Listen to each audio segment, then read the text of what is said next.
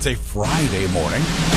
You know what it's time to do. It's time to go to film school with our good friend Joe Fortunato, film study professor, with us here on 93.5, 1590 WAKR. And we're going back in time here to a real big winner, one of the first big roles for Meryl Streep, huge success for Dustin Hoffman, gigantic movie at the box office and the awards.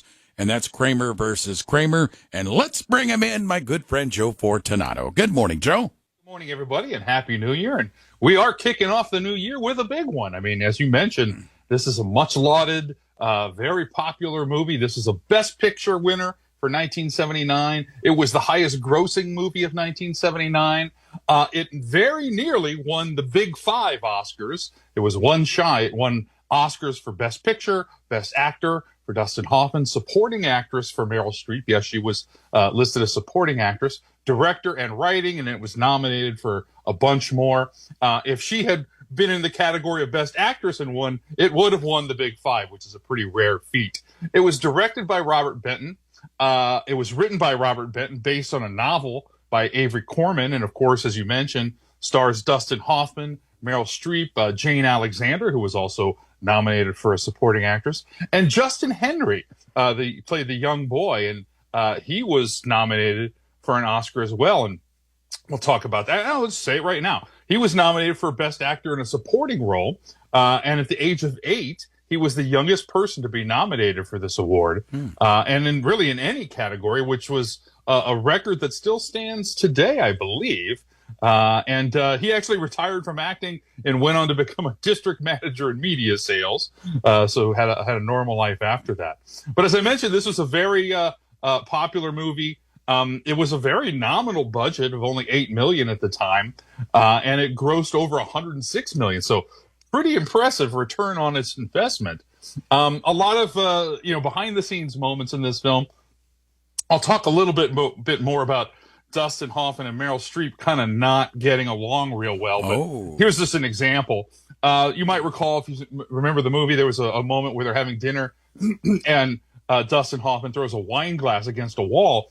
Well, he had planned that moment, but he was the only one who knew it. He didn't tell anybody. He didn't tell Meryl Streep. The only person he talked to about that was the cameraman to make sure that they got the shot. Anyway, so Streep's reaction was very real, and she stayed in character long enough for the director to yell cut, because she's a pro, of course. But in the documentary about the movie, she recalls yelling at Dustin Hoffman as soon as the shot was over for scaring her so badly. And that's just sort of the tip of the iceberg of what some of the things that she did. She had actually requested a change in her character because she thought that she was being villainized too much, and she wanted a chance to explain to the audience, as it were, why Joanna, her character, was bailing out on the family, as it were, and kind of give her sense. So she rewrote some of her speeches, and Hoffman was angered about that because he thought she was sort of taking over,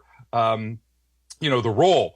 There was a lot of advance publicity about Streep and how she was sort of this up and comer, and Hoffman basically felt like he was being upstaged. Hoffman sort of said later, I hated her guts. Yes, I hated her guts, but I respected her. And he accepted that Meryl Streep wasn't really arguing what was best for her character, but was best for the movie. So if you want to call him a pro or not, based on that, I don't know. But he did treat her kind of horribly on the set aside. He also actually hit her in the famous wine glass scene. And this is, I don't know, this is pretty bad behavior in my opinion. He reportedly, I should backtrack for a second. At the time, and this might have contributed to their great acting, Dustin Hoffman was going through a real divorce, and Meryl Streep was mourning the loss of her lover, boyfriend, whatever, John Cazale, the great actor John Cazale. Anyway, in one scene, Dustin Hoffman reportedly whispered John Cazale's name to her to get her to cry and get her to react. And that's a little bit over the line, I think, but that's Dustin Hoffman being a method actor. Well, when you mention Dustin Hoffman, Joe, you know more about this than I do. I've read certain things that on most movies he's a little difficult to deal with. Is that true? I believe that's true. I mean, a lot of times actors get these reputations and sometimes they get blown out of proportion or not. And I'm not going to sit here and say, because I don't know for sure. I'm just going by what's reported. I'm not going to say he's the worst person in the world, but a few of those things are a little over the top, perhaps in terms of, getting to the heart of the character. Let's talk a little bit about casting, because I know we always like to do that. And what also might have been. Kate Jackson, Charlie's Angels fame, was the original choice for the Joanna character. That's Meryl Streep's character. And she had to decline due to her commitments to Charlie's Angels. And so Meryl Streep's original role was the one of Ted's One Night Stand, which eventually went to Jo Beth Williams, which is another future up-and-comer from that film. Al Pacino and James Caan turned down the role of Ted Kramer. Not that they're any easier to work with, I think, than Dustin Hoffman.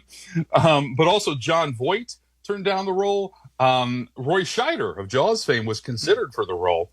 So again, and we talk about this a lot of times when we talk about casting, and it's sort of the who's who of the moment of the film. Goldie Hawn turned down the role of Joanna. Susan Sarandon was up for it. Jane Fonda turned down the part, and Diane Keaton was considered. So again, kind of the who's who of their time. Kind of funny story. Meryl Streep, who, like I said, won the Oscar for Best Supporting Actor, she at the party afterward at the governor's ball, she left her newly minted, just claimed Oscar on the back of the toilet seat in the ladies' room, and almost lost it.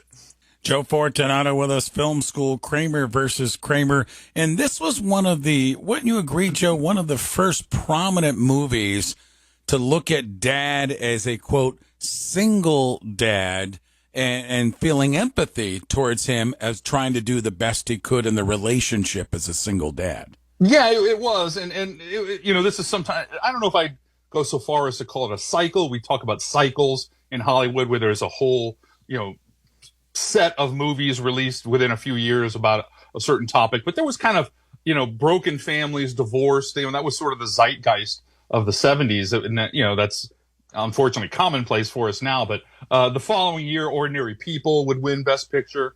So there was kind of that sort of thing in the air. And yeah, this was definitely some new territory to look at it more from the dad's point of view, which also kind of led to what we were talking about, Meryl Streep, sort of feeling like, hey, she had to stick up for her character a little bit. And I've been saying some kind of not so nice things about Hoffman, but here's a little positive. He would work with Justin Henry, the young actor, very, very carefully and very, very diligently. And the famous scene where he's eating ice cream for breakfast, I think it is. And Dustin Hoffman keeps telling him, no, no, no. And he keeps eating it and said, that was all sort of improvised and they went with it. But Hoffman would work very closely with Justin Henry on each scene, discussing at length, putting him at ease. So, let's give him some props for that. Terrific movie, too. If you haven't seen it in a while, recommend you go check it out. Or maybe you never have, but a fabulous movie, Kramer versus Kramer, today. Film School with one Joe Fortunato. Joe, great job as always, my friend. We'll reconnect again next Friday. Thank you, my friend, for the time.